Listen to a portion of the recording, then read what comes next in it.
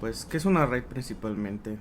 Una RAID es un grupo de matrices redundantes de disco independiente. También RAID en el inglés de Redundant Array to Independent Disks.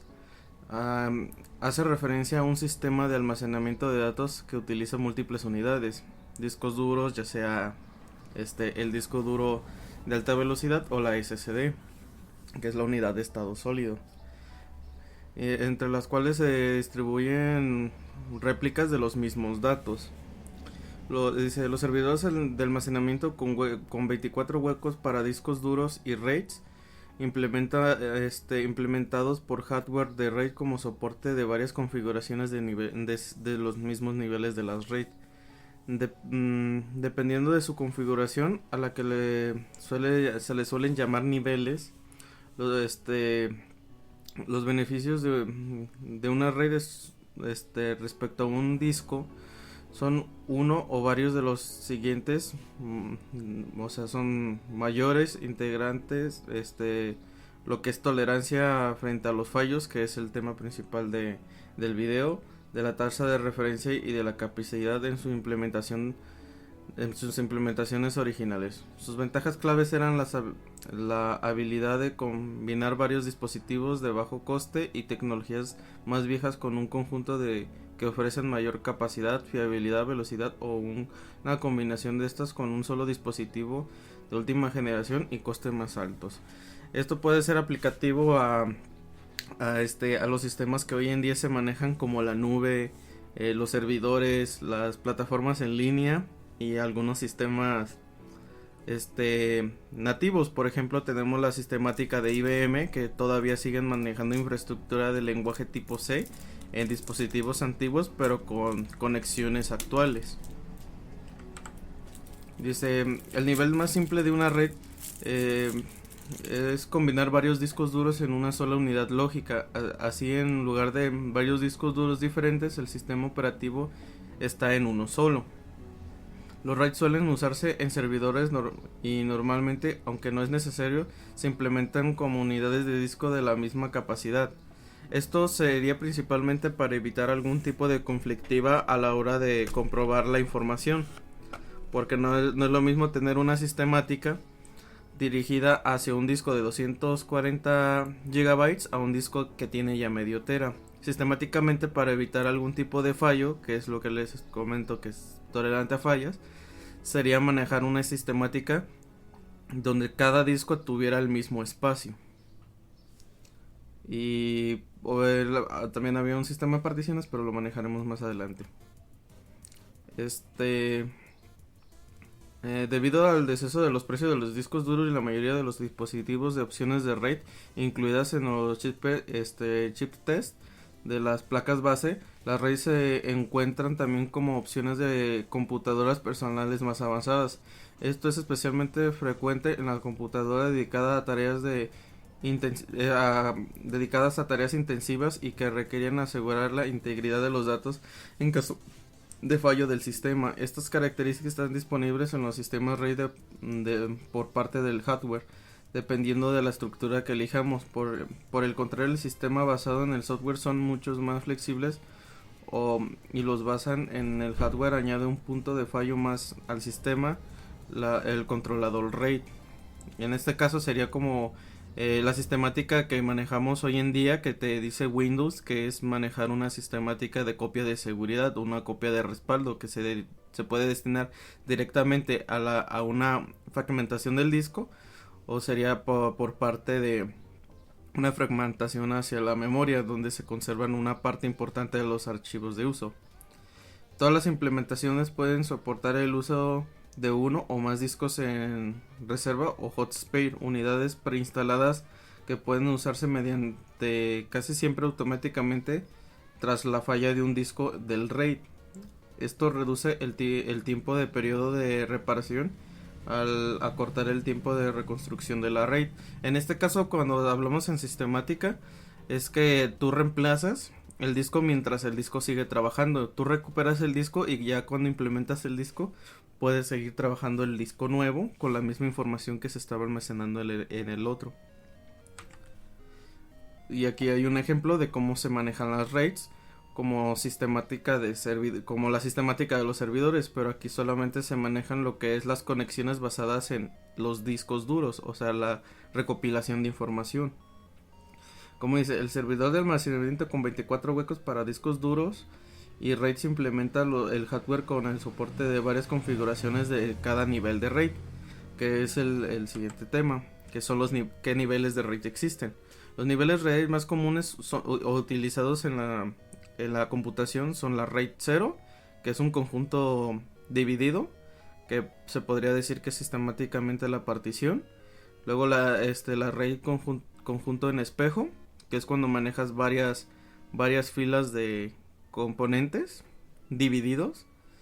Y ya es el RAID 5, que es conjunto dividido con paridad distribuida. Y aquí es cuando se dividen lo del ejemplo anterior, cuando tienes 24 ranuras y los discos los discos se dividen entre ellas.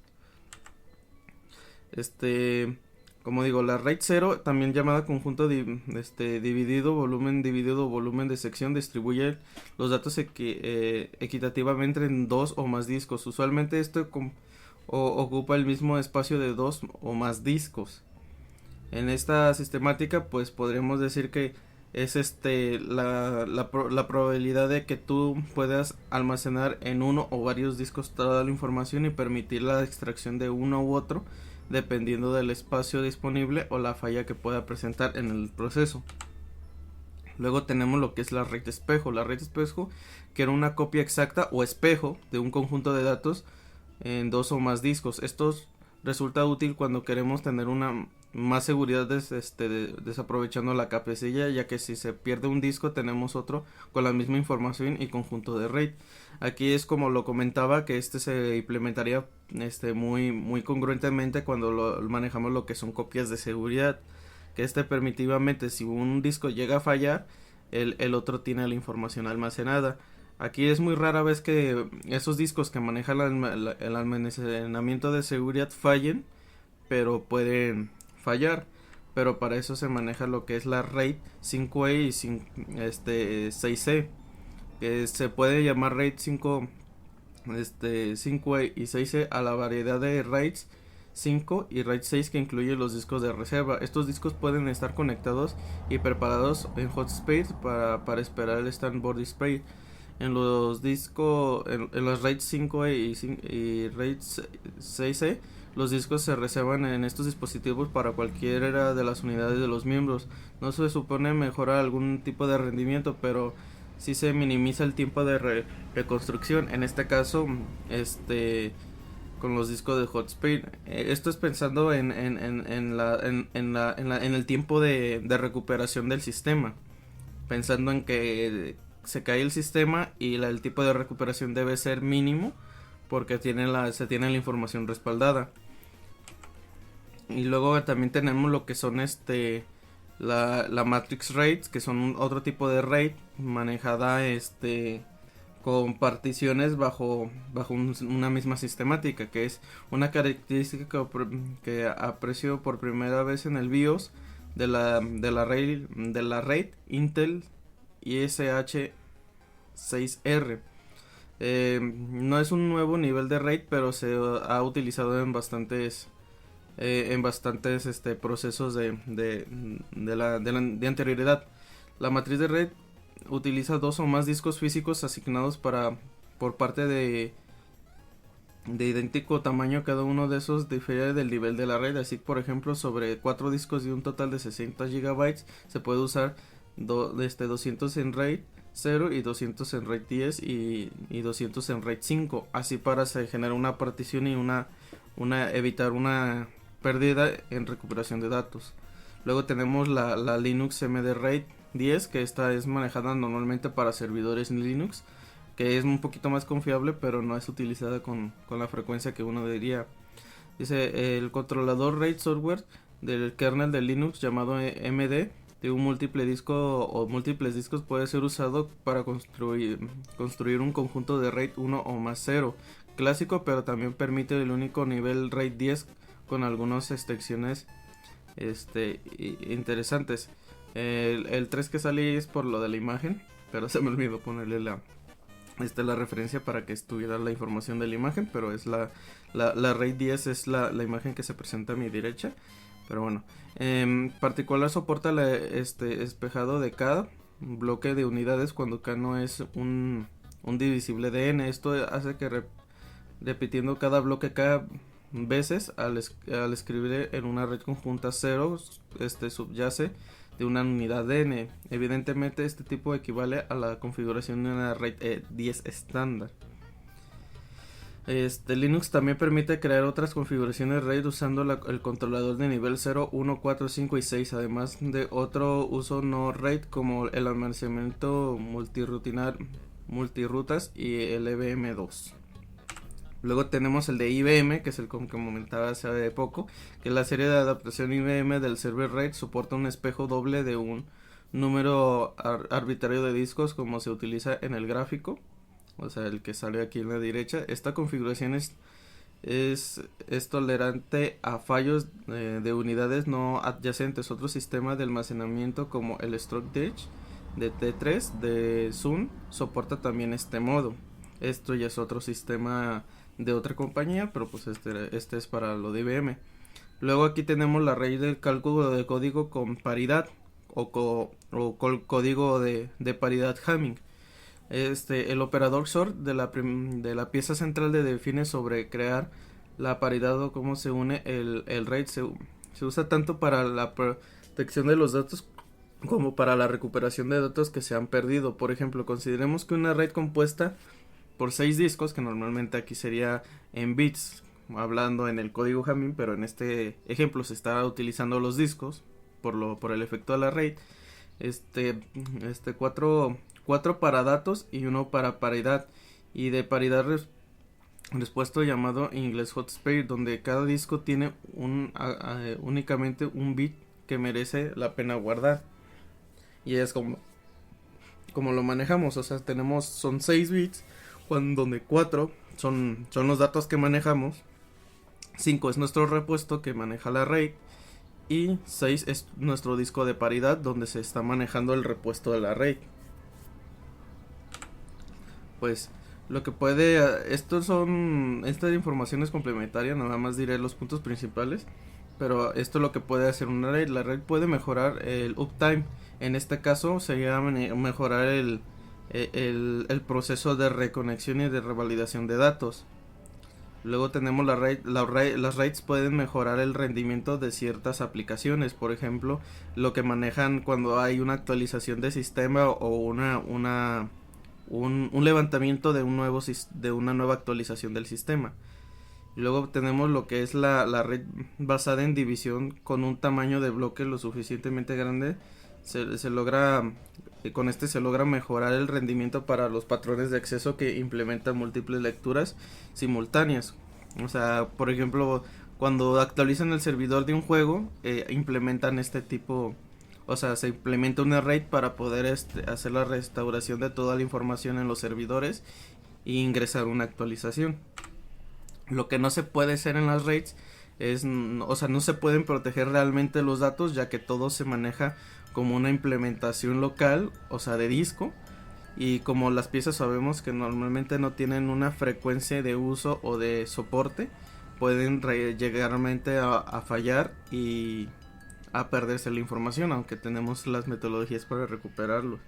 La RAID no simplifica la recuperación de un desastre. En este caso, cuando se caen los sistemas o se dañan los discos, no siempre pueden la RAID evitar la pérdida de algunos archivos que no hayan alcanzado a almacenarse en los discos. La RAID no mejora el rendimiento de todas las aplicaciones. Esto es pensando en los dispositivos y la antigüedad de los sistemas que manejas en las RAIDs. Como lo mencionaba antes, que puedes tener un sistema nuevo, pero tener tu sistema físico lógico con mucha vejez o mucho uso. Pero también puedes tener un sistema muy moderno, pero con un sistema de conexión muy antiguo, y por eso tenemos las deficiencias en algunos sistemas.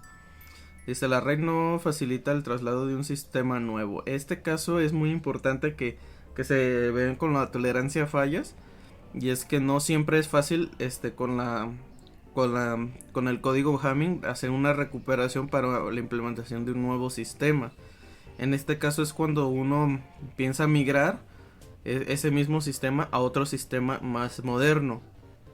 Y normalmente las RAID no tienen la permisiva de generar una metodología de restablecimiento de la información con una frecuencia. Uno de estos ejemplos de las RAIDs está las RAIDs que se usan en los streaming, en este caso en la plataforma Twitch, donde una RAID permite la conexión de servidores para crear un evento de transmisión cuando desde otro servidor o desde otra página externa del transmisor, en este caso un disco 0, comunica sus datos a un disco 1, cuando hace las conexiones donde tu información se manda a otro disco pero se mantiene, y aquí es donde se usa lo que es la RAID 1, que es en paralela, donde tenemos la información implementada en un disco de RAID 0 con uno de RAID 1, donde la información se muestra paralela a lo que el disco 1 el disco 0 lo tiene. Otros de estos ejemplos serían, como lo comentaban, los servicios de la nube, las conexiones VPN y otro tipo de conexiones de uso remoto o a distancia, por así decirlo. Pero pues es una implementación que se maneja bajo la ideología de las RAIDs. Pero pues eso sería todo por mi parte.